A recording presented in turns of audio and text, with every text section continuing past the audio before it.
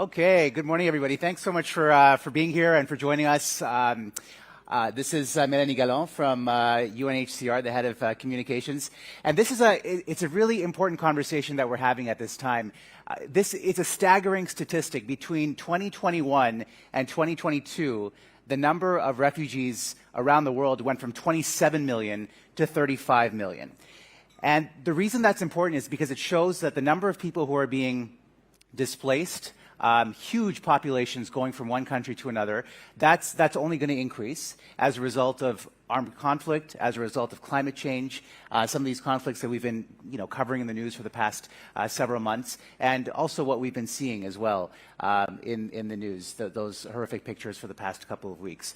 So the reason it impacts newsrooms is because the language we use and the pictures we use not only can shape public consciousness, but also, it's important because you have to give dignity to these situations as well, while at the same time conveying the gravity of what's going on around the world. And it is a very major issue that we're dealing with. So to walk us through all of this is Mélanie Gallon. It's really great to have you. Do you want to say a few words about that? Thanks for having me. Yeah, I mean, your question of is it only going to increase? I mean, I think we've been seeing, as you said, images of the past few days, and it's not going in the right direction. But above and beyond conflict, I think climate change is also something that we're all aware of, and this will be driving massive movements of people. So definitely not going in the right direction. We're seeing that in Sudan, right? We're seeing a situation where you've got climate change, conflict, driving populations. Egypt now has 9 million refugees. 300,000 of those are Sudanese. So instead of making it sort of like a university-style lecture, we're going to make it as engaging as possible. So we've got a few examples that we're all going to talk about collectively. What best habits, what works, what doesn't work. And I think we can start with by putting some of those up and deconstructing those. So I think we've got some examples from various publications. Again, the goal here is not to shame, but it is just to highlight and look at what works and what could be done better. So on the issue of language, so this is a headline here, Labor's plan to protect borders torn to shreds as key candidate supports illegal migrants. And you guys can read that first line. I think there might be another slide, Owen, or no? Is it? There we go. So I'll just pick it up from here. For anywhere between $50 to $70 per trip, they will carry migrants to the end of a small path roughly 25 minutes north at Roxham Road. There, the migrants will take everything they can carry and illegally walk across the Canadian border to make an asylum claim. As soon as the migrants cross the U.S.-Canada border illegally at Roxham, a small road just a few minutes east of the official Saint-Bernard-de-la-Colle, Quebec border crossing. Most will be transported to hotels where they will be fed and sheltered, all at government expense. So I know a couple of you guys are a couple of coffees in, so we'll take this straight to the audience. What's working in this, or what's not working in this this headline or the language in what I've just read?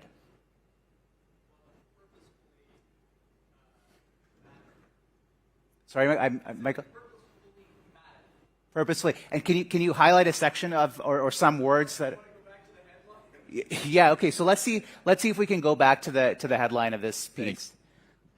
So right off the bat, to me, this is already a combative with the idea that candidates are supporting illegal migrants, which probably isn't the exact stance that they're taking, but it's certainly one that this publication is going with.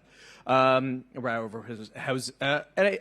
the whole thing is just very much putting a us versus them mentality right off the bat. Like, the whole thing here is not looking at our role in, well, actually, I shouldn't say our role because I'm not sure where this publication was, Canada or the U.S. But very much a combative language of us versus them, of separating migrants from people, of making them non-human, of basically putting it as the government is giving your money to these other people and they're not helping you with it. The language and the tone of this is just completely well, from my opinion, the opposite of what we should be aiming for. So you may have just passed the test with an A+, but I'll... Good job. I've got stickers. No. So there are actually two different examples, the ones we went over. So this one is a British example, and the other one is a Canadian example. But as you were mentioning, and just to mention, like Omar said, this is not to shame or to tell people or to tell you, the experts, how to do your job. It's just to start thinking about the impact of language and the perceptions that that language can lead to. So as you said, exactly. And also, one of the things that we wanted to highlight in the first example is that not only is it qualifying the act as illegal, it's actually saying that the people are illegal. So you're starting to qualify people as being less than ideal or less than legal. So a very good answer. That's exactly why we chose that example. And we're going to get to the more granular elements of what language we should be using, Yes. because you guys have just come out with a journalism guide that we're yes. going to go through. But in this specific case, I suppose swapping out the word illegal for irregular would be more responsible. Yes, exactly. So this is a bit different in that they're not necessarily qualifying people as being illegals, which is the most problematic use of the word. One of the things in this example that comes to my mind, from my point of view, is also that there's a lot of steps and information missing from what actually happens at the border. So it's just going from illegally crossing to, and then the government gives them all this money and they're going to a hotel and, you know, it's great. But there's a lot of steps in that process, right? People get screened, people get health care, they get immediate attention. So there's just a lot of gaps here.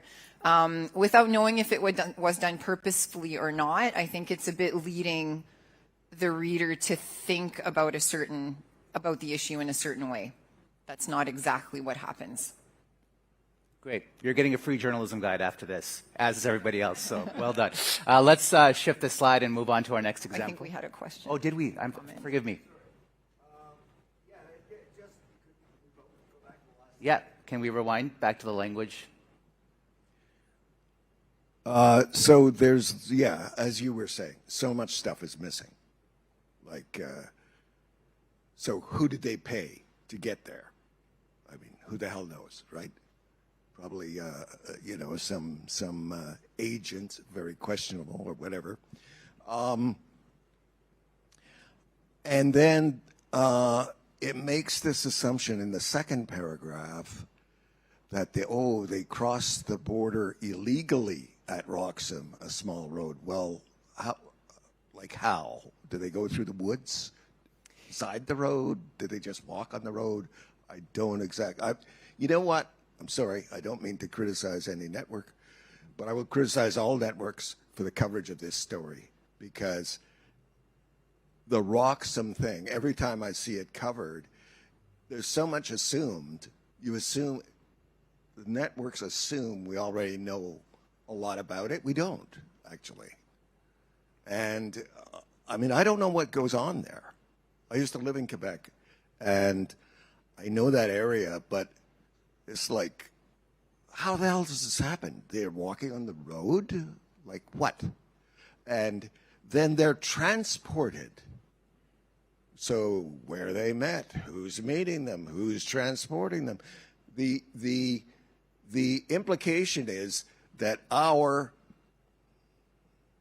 if I was a conservative person, the implication would be, well, you know, damn it, the government is taking buses down there and picking them up off the road, like outrage. You know what I mean? There's so much missing that it triggers your mind to make a lot of negative assumptions. And that's, to me, this is a very biased story. It's a very bad story. That's a great point. Yeah, great point. And yeah, without taking the time to go through, because I will go through the terminology and how crossing happens and why it's not illegal a little bit later when I'm going over the guide. But yes, it does give more of a negative impression in terms of the process and the people going through the process. Because that's the gap we're trying to bridge today, is sort of highlight what can be done better and then offer tools of how exactly that can be done. Are there any more questions about this language section? Go ahead. Yeah, I would just say it's not storytelling. I mean, they're not talking. Sorry, they're not talking to anyone. Oh, there you go. Names, ages, what they were wearing, what they looked like, what they were feeling, as opposed to just here are these factoids that, you know, and of course we have to do that. Sometimes we have to, you know, report that, but the deeper story is where did they come from, what drove them to get here, what happens now, and none of that deals with what happens now, what's the solution, and who's dealing with them on the ground, and so that was just a bunch of facts, whereas this quick reading appears to be the story, and it's the storytelling that we're supposed to be doing.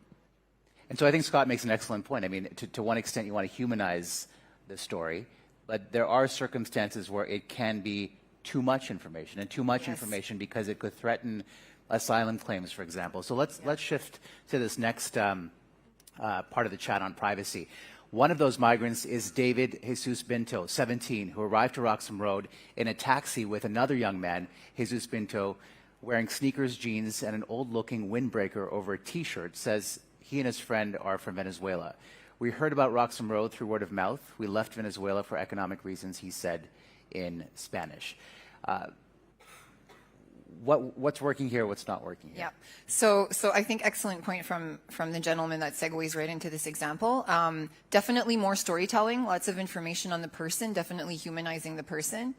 The reason we brought this example up is, as in many other cases, if you would report on victims of violence or anything, there's also concerns in terms of the security and privacy of the person.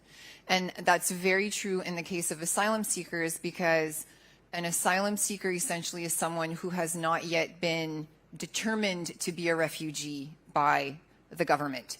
So they are waiting for their case to be heard, and any information that is published can, and we have seen it be used for or against an applicant in their case to become a refugee in Canada. So I don't know if there's anything wrong with this example. You know, consent could have been given, but it's just to get thinking.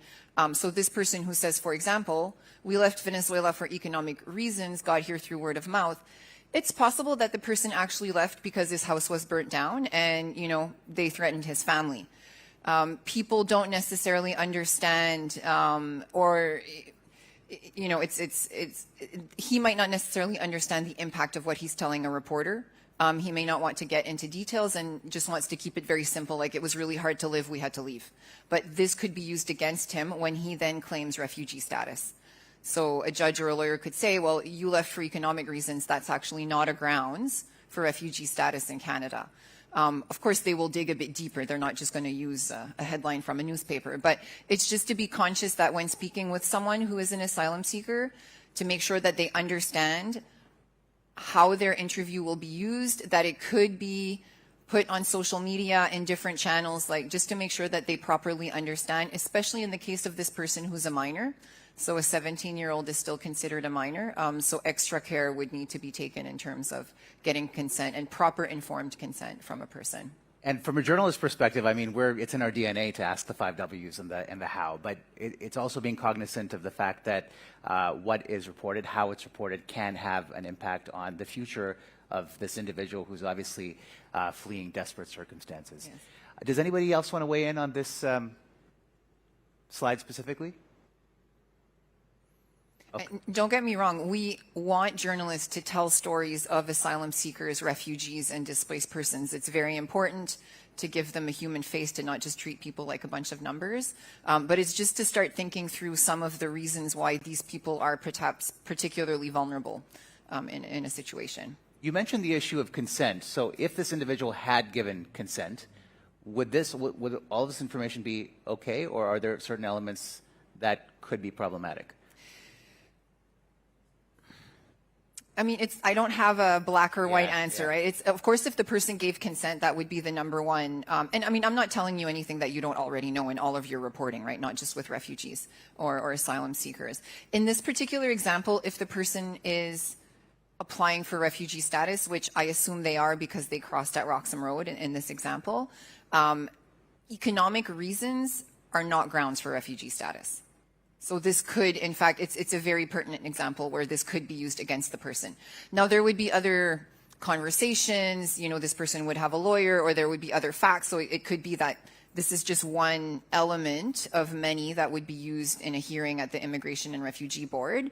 And it's not to say that this would be picked up anyway, but it could. And we have seen examples of things that were said in the press that have been used against an applicant. And in some cases, the person said, well, I didn't know that this would be used here. I just said this because it was a more simpler way, or I didn't quite understand the question that was asked, or there's often language barriers. The people have come off of really, really long journeys. There could be reasons why someone thinks it's better to say that they left for economic reasons, even though they left because they were targeted by a gang, for example.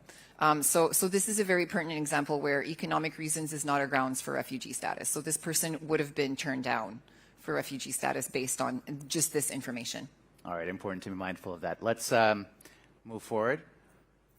So now we're going to move on to a section of images and imagery, and let's just throw it out there. Is this a best practices image, or is it not a best practices image? Yelda?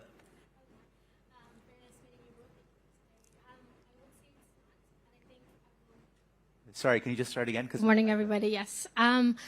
Just to answer the question very quickly, I would say the answer is no. First, because I see minors. Second, because just to circle back to your previous question as well, from a journalistic perspective, although we want to tell the truth and we have to tell the truth, I think a sort of at the cost of their cases or legalities, issues that it will bring, putting a picture like this, it will also build this perspective when we were talking about earlier that we want to tell the truth, but at the same time, what repercussions will this family in particular and communities from this that are similar to this family will have. So I'm just, I guess, trying to say first, from a journalistic perspective, I don't think it's right, but then I want to hear your thoughts on where if I make, what do we do in that situation where we want to tell the truth, but at the same time, what do we do about the repercussions?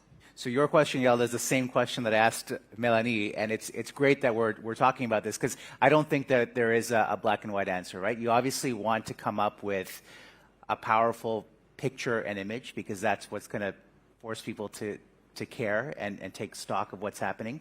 But it has to be done in a way that's responsible, compassionate, and is not othering any segment of society. I'm not going to put you on the spot because I know it's not a clear. Okay, I'm here to be on the spot. That's all right. But how do you balance those, right? It is you do want to engage people. Yes. And they're going to get engaged when they see a striking image such as this one. But what's the line, or at least what are some of the guiding questions that newsrooms should be asking before they publish this or put this out there? I mean, images are so important, right? Because usually as a reader, if there's an image with an article, the image is sometimes what you will see first. So you're already starting to think about the issue in a certain framing. And if I tell you, for example, don't think of an elephant, the first thing that's going to pop up in your mind is an elephant. So even if an article is really objective, very positive, positively contributes to the narratives around asylum seekers, if images are consistently of asylum seekers being arrested or intercepted by police, what is the framing that you're creating around this image, right? So around this topic. So it's not to say that there's anything wrong with this particular image. It's possible that the parents gave consent, that their kids were in the image. This happened. It's not unfactual. But if this is the only image that is used consistently across the board when talking about asylum seekers, think about the perception that creates in people's minds, right? It's creating the association of asylum seekers, police, illegal, security. I don't like this. I mean, who likes thinking about something that is a threat? No one does. So it's not anything wrong with this particular image, but it's that this is the image, I think, overwhelmingly that is used when talking about asylum seekers. All right. Go ahead. We're just going to get the mic, sorry. Thank you. I was just going to make a quick comment that this image becomes way more problematic if you coupled it with, say, your first article. That was sort of, yeah. Because the words are enforcing the image, and the image is enforcing the words. Right. Also, just to mention, this is about Canada, but I've done quite a bit of work for different organizations, not just UNHCR, in terms of imagery and depiction of asylum seekers and migrants and refugees. And what we also tend to see, I can't say in Canada, I haven't studied it in Canada, but you will see a lot more images like this in terms of police security with racialized asylum seekers than you will with Ukrainian asylum seekers, for example, where the images were quite different in terms of kids with teddy bears, people. So you also start seeing how imagery is, purposefully or not, I'm not saying it's necessarily purposeful, but how this starts shaping people's feelings towards certain groups of people. And that's part of what today is about, is challenging even unconscious biases that journalists might not be aware of. Let's move on to the next picture, if we can. So show of hands, who thinks this is a best practices picture? It's an okay picture to use. Okay, and who doesn't think this is a good picture to use? We're just going to get you a mic. Sorry, yeah, go ahead.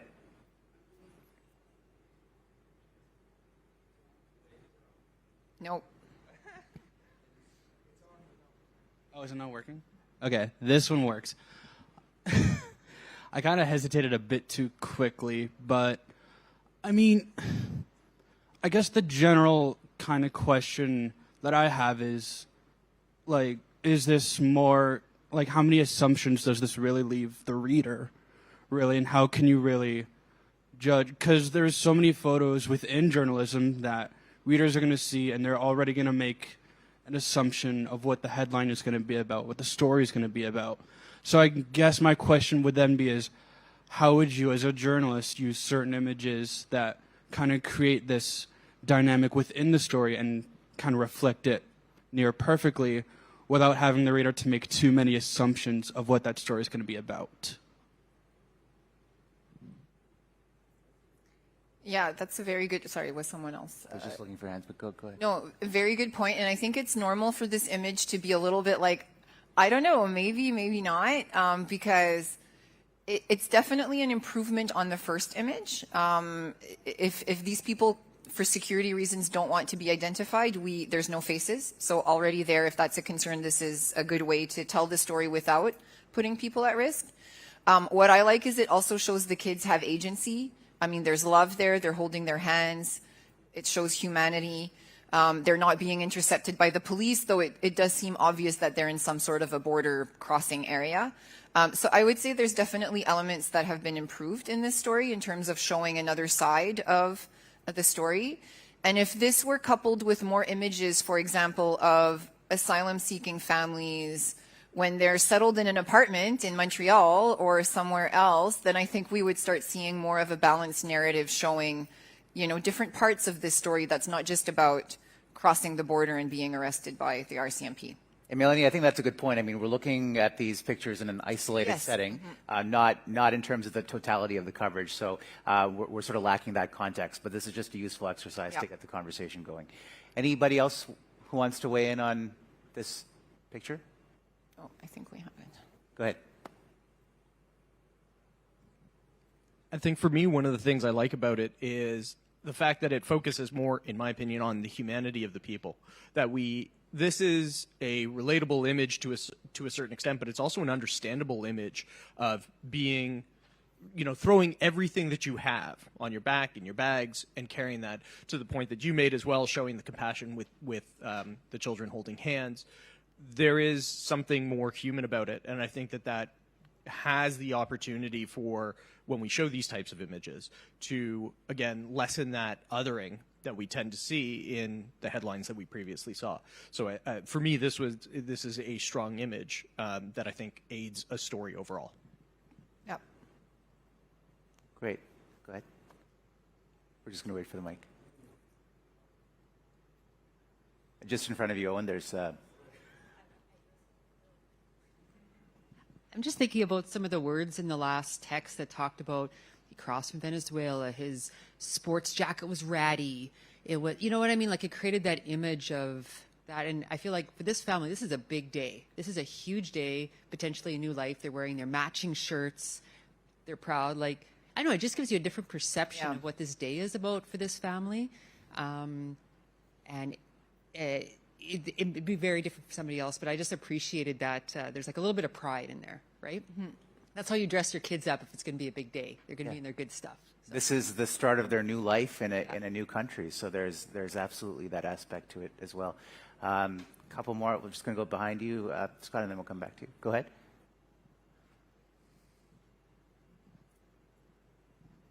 Yeah, what struck me here is there's hope in this picture, and the hope is personified by the youngest child, who seems to be rushing a little more quickly towards paradise, the new country. Definitely the sense of the future leading with the youngest child. And also there's dynamism in the shot, right? There's momentum. People are moving in a certain direction. So there is that aspect of hope and optimism and looking forward to something. Did you have something to say? Just what you had said about the continuum of the story, and in newsrooms where people are writing and they're shooting and they're editing and they're going live and I don't see a lot of continuum. I don't see a lot of who is that family, where are they going, let's catch up with them in a month, let's catch up with them in 6 months. What surprised them, what have they learned, are the kids in school, or have they become productive members of, have they gotten jobs, all of those things. We're helping a Ukrainian family, and it's a huge story for them as it unfolds, that she's learning, the girl's learning English, and the mother's got 9 cleaning contracts, and they've moved into a new apartment, and it's such a story of it's such a Canadian story about, and yet we miss that because we're so busy chasing stories that sounded more like your first headline. This is what happened, boom, boom, boom, boom, boom. And I think that's just, as we cut back and as we shrink, that's one of the things that suffers, is that continuum, and those stories of hope, and those Canadian stories. And I think those follow-ups are critical. I mean, I remember being in Ottawa. We were covering the Syrian refugees, and then we did a follow-up a few months later. It's not as though all of the worries and the troubles just, disappear once they come here. It was difficult for the family that I was talking to even get English language classes once they got here. So there are a lot of, positive things that happen from escaping a war zone or a disaster zone, but there are incredible challenges for people who make this country or choose to make this country home. I think we have one more picture, and then we're going to get to the guide. We've just got a few more minutes. So talk to us about this one. Yeah. So this is just to keep in line with the examples, the headlines and the examples that we showed. So this is more around privacy. So this person, and it's possible, like I said, that consent was given, and this is a totally legit image, not saying it's not, but it's just to think through an example. Identifiable, the person's identifiable, that was the main thing. So images showing people's face. If this person, for example, is fleeing Haiti or Central America because of gang violence and is being targeted,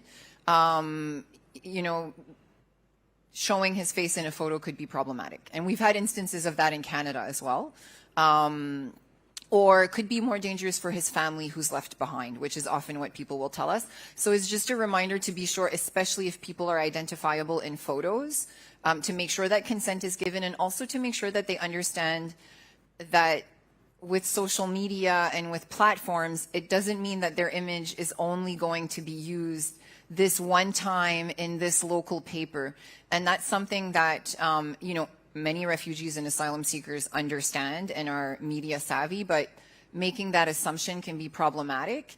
And if this image, for example, is used all over the internet and makes it back to Honduras, where the person fled and their family's still there, could be problematic. So it's just to think through the issue a bit more holistically than just the one image. And spending some time on it.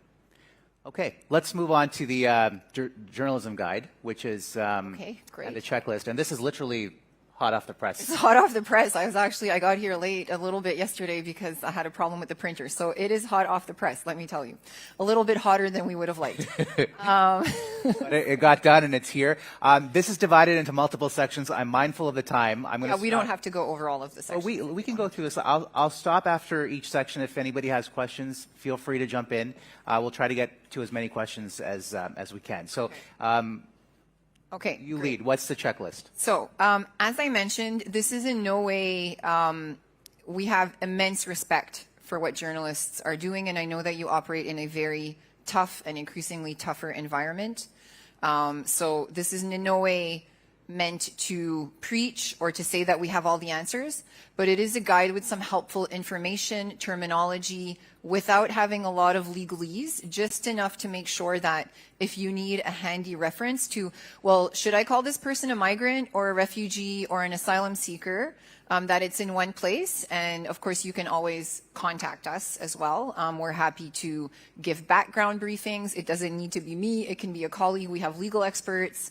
Or even if you are interested in having us visit a newsroom or something, we're more than happy to do that and also go over these issues. So all that to say, that's the goal of the journalism guide. So we do go over terminology quite a bit. What we tend to see, and I mean, can happen to us too sometimes, is the interchangeability of migrants, refugees, and asylum seekers. And I'll use an example very recently in Toronto with the unfortunate case of people sleeping in the streets. We saw those terms used very interchangeably, right? They're refugees, they're migrants, they're asylum seekers, we're not sure. So these terms have very real legal definitions that can have ramifications for people. So it's just to start being conscious that it's not all the same thing. It's quite different. So does the term, yeah. So we have a checklist in the guide as well at the end, and you have copies on your desks, and I have more copies if some are missing. So the first thing in the checklist is this terminology, right? Has this person claimed or do they plan to claim refugee status, which means that they're not a migrant, because people migrate for different reasons, for economic reasons, for education, to reunite with their family. But not all people will be claiming refugee status because of persecution. So it's to start thinking about the specific case of that person. And does this person already have refugee status, which means that they're not an asylum claimant, they have been recognized as a refugee, which is also a very different category. And we have in the guide as well what the different criteria is to be a refugee.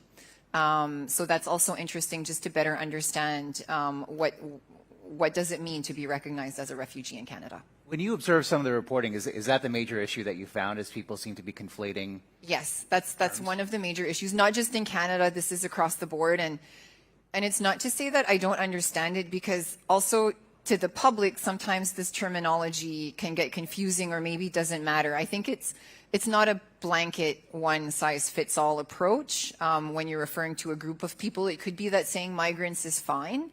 I work a lot in the Americas, and what we're seeing in the Americas is that movements are mixed. Some people are migrating for economic reasons, but other people are migrating because they were raped by a gang and are still at risk. So it's not homogeneous in terms of a person's experience and a person's situation. But that is one of the main things that we see is terms being used quite differently. Okay, we've talked about the issue of consent. Let's fast forward. I think we have. We've talked about anonymization as well with the images and the articles, photos, videos. There is a graphic that I think we've also prepared, so we can quickly go over some of those.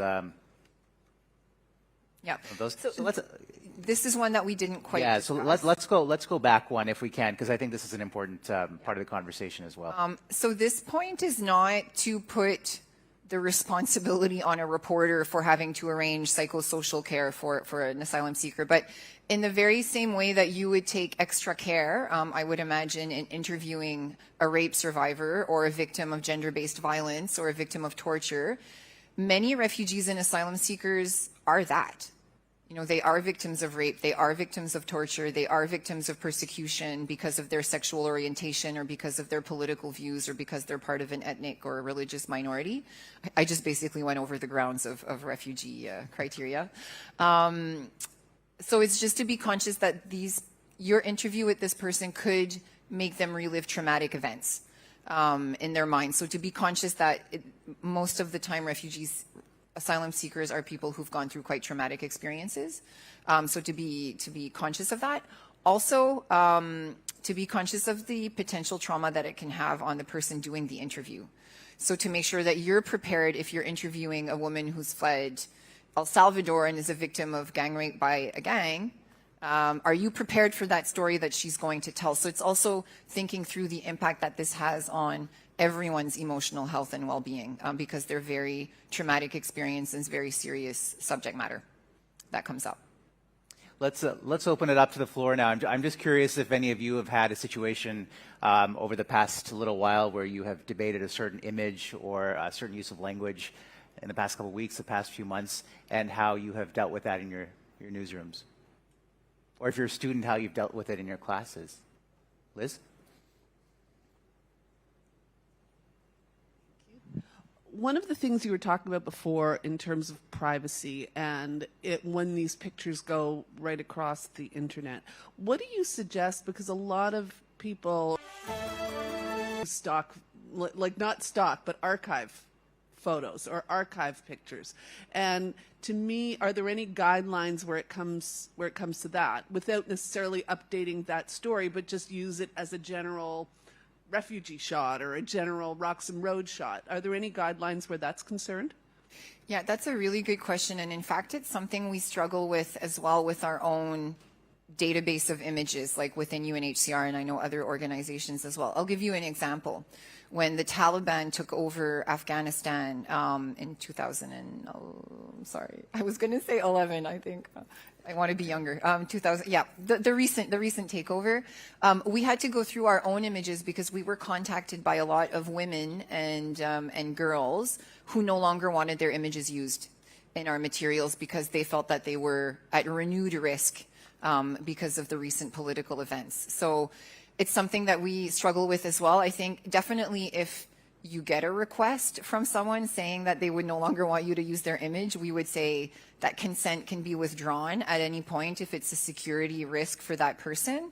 Now, acknowledging that you have your own guidelines in your own newsrooms, but that's one for us immediately if there's a concern, even though we've invested in the story and the photo, we remove it because it could be life or death for that person.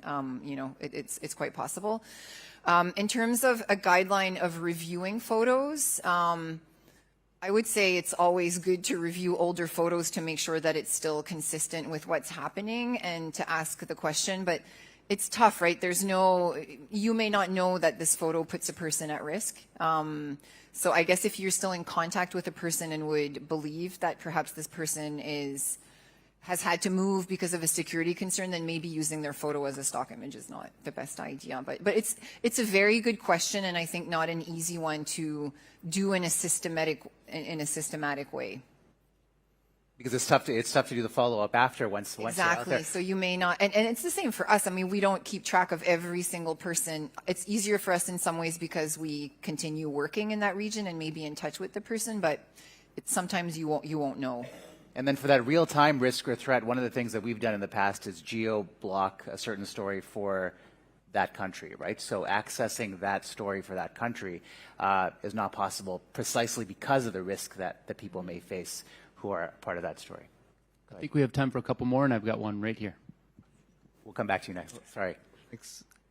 I just want to follow up on Liz's question on the stock photos, because we just hosted our media council in September. We had Al Jones talk about stock photos and systemic racism in stock photos, and just found it so illuminating that an innocuous photo like the police shield, the Toronto police shield on the brick wall, will be used as an image of power to sort of show how the police have power. They're an organization that is respected and everything is, and then we'll use that as a photo to say how, to show that police power, and then we'll show Jane and Finch will be police tape, and that maybe that photo that you showed, the first one with the black family in front of the police, which might be an acceptable photo if it's in context, but if it's as a stock photo, then it might not, it could be extremely problematic and systemically racist. So I thought it was a very interesting point that she had. And sometimes we find with these pictures when they're reused, the caption really has no follow-up information editorially either. So the shot may be 5 years old, but there's nothing to move the story forward for that person, that family, and that can be problematic too. Hi. Well, first of all, thanks for the guide. I think this is very useful. We had a situation playing out just a couple of blocks away from here a few months ago where there were tons of asylum seekers sleeping out on the street, And that was challenging. I think for a lot of people, that might have been the first time we were trying to figure out what's the difference between refugees, asylum seekers, et cetera. And we have both in our city's shelter system. So we were talking about both, but that language was often conflated. I just want to ask about privacy again, and whether you have any guidelines for best practice around, say, live coverage, because we had crews out there quite a bit, you know, trying to give people a sense of what was happening out on the street and the situation of these people. But to your point about their particular situations, I was kind of conscious of the fact that we don't know what each individual's situation is and whether it might be putting them at risk somehow by showing them being there. It's a little bit easier to handle around still images, but in a live coverage situation, do you have any kind of examples of, you know, better practice? Yeah, I mean, that's a really good question, and I think it's really tough in live coverage because obviously people who are around are going to be part of the shot, even if the interview is of one particular person. But I think it goes back to a point you made a few seconds ago, right? If you're in a the way I might handle it is if you're in that situation and, you know, obviously the camera's on, the interview's rolling. If somebody then comes up to you and expressly says he or she doesn't want to be part of it, I think you have to respect it at that point, right? So they're challenging situations because that frame is capturing everything in it and behind it and in every corner. So I think after every live shot, it might even be worth proactively going there and asking people, do you want to be part of the shot or not, or letting them know that the footage is live or that you are recording, even though it may seem obvious. And if anybody has any reservations, probably move the camera or keep them off. I mean, the way we would handle photography at events that we would host is we make sure people understand that we're taking photos and video, and if they don't want to be part of it, to not be in it. I mean, I think it's just common sense guidelines that many organizations have, recognizing that, as I said, asylum seekers can be particularly vulnerable. So it's also a bit of a unique case in terms of showing. But I think what Omar says is pretty much as close to a best practice as you're going to get. Because it's not to say don't go out and cover these issues, right? And we also don't want it to get so complex that you can't talk about these issues, because it's important to show what's happening. And I think in the case of people in Toronto, I feel like the media coverage is what really pushed the issue onto the agenda and pushed for something to be done. So I think it's important to also show the story. So don't want to make it sound so complex that you don't want to go out and report on this. One of the things that's interesting in terms of footage that shows a lot of people, I will give another example, maybe not so much around privacy, but it's around dignity. If some of you went to some of the churches that were housing large numbers of asylum seekers, I went to a few weeks ago. And the first one, we got there really early in the morning, and they had men and women separated in different sections. But people were just waking up, were in their PJs. You know, women had like curlers in their hair. I mean, kids. So we were going to take images, and then we paused and said, this is probably not how I would want to be photographed, right? Or how asylum seekers want to be photographed either. I mean, they also want to look good in a photo and have the same dignity as we do, right? It's not to assume because they're in a tough situation that they are different in that respect. So that's just something that came to mind that we also deal with when we report in the field and take photos for our own use. So trying to show people in dignity and how they would want to be portrayed. And I ran into that situation in Ukraine. We'd gone to a shelter, and there was a section of the shelter that absolutely did not want to be photographed. They didn't want to have any video. So we made sure that we shot in sections where people were open to it, because obviously they've gone through the worst of the worst. You don't want to exacerbate the situation or their trauma. But at the same time, our jobs are to sort of shed light on these issues and make sure that these stories are told. Yep. Any other questions? One last one right here. Just wanted to wait for the mic this time so that I don't shout a note in the air. Melanie, first I want to say thank you, because this was much needed and about time. As a former immigrant, someone that has worked with immigrants and refugees for the past 16 years, it was about time, and I'm so grateful this finally happened. But I guess the question is, how are you from a journalistic perspective reaching out to institutions, whether it's mainstream media or journalism schools across the country and even outside Canada, and ensuring that this information is actually tangibly available to journalists or upcoming journalists? Because as someone, again, who's been at least on this pursuit and quest of journalism for the past at least 12 years, I have never come across this document or this guide, but I knew that it was needed the whole time. And when I would speak with non-immigrant or non-refugee journalists or those who haven't worked with immigrants and refugees from a closer proximity, they would never understand me. It would always feel like as though I'm speaking to a brick wall every time. And so just want to know, how are you really reaching out beyond these events and these galas? Because I will admit, I'm as grateful as I am to the council who brought me here today. Getting to these events is not easy, available, or accessible to a lot of journalists. So Yelda, I think one of the positive, and you raise an excellent point, I think one of the positive things by us having this conversation today is that certainly the nuances and the specifics of the language, the fact that we're having this conversation and it's part of the public consciousness, and obviously people like, you've thought about this years before, but now it's coming to a level where we can all have these conversations, is a very positive step. I know that Melanie and I have conversations quite frequently about these issues. I think the fact that the guide is available as of today, it's on, you've tweeted about it. And in French. We also have a French version, so it's available en français for Francophone journalists. But also to add to that, I would tell young journalists like yourself, don't stop, right? It's the beginning of a journey. This is how change is affected. This is how things get better. This is how reporting gets stronger and more nuanced, and how context is added. So this is a great step, a great development, but we certainly need the voices like yours to push the needle forward as well. Yep, I think we need allies.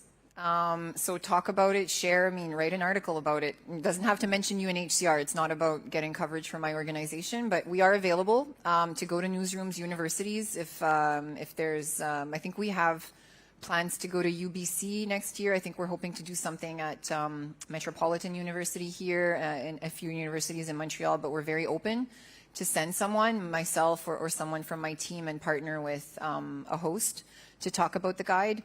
Available online. We're hoping to disseminate it widely, so if you can help with that, that would be great. But also just in terms of being advocates within your own organizations and raising these subjects, to have the conversation.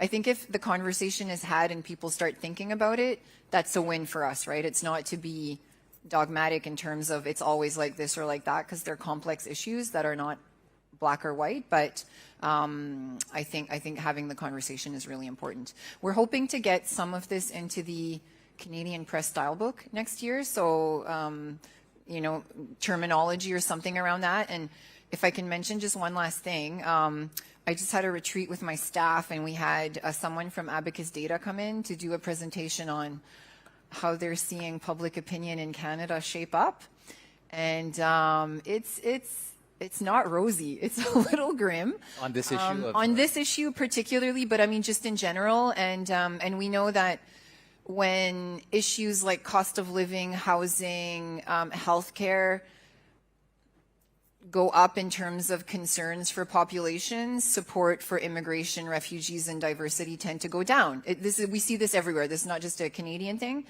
So all that to say that I think these issues will become even more important as we all face, a tough time economically, myself included. Like, we're all part of that, but I think it's a very timely conversation to have.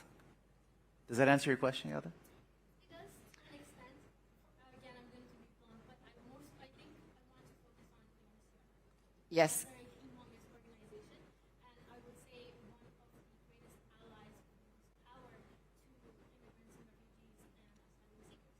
But I wanted to know, in addition to Western media reaching out to you, what are you doing in terms of promoting this guide and reaching out on your behalf to these organizations, because they might not necessarily get to Yeah. because the majority of the time they're owned by corporate organizations. Mm-hmm. Either they don't care, they don't know, or they just won't do it. Yeah. We're going to be reaching out proactively for sure. Absolutely. If you have any ideas, you should get in touch with me. Yes.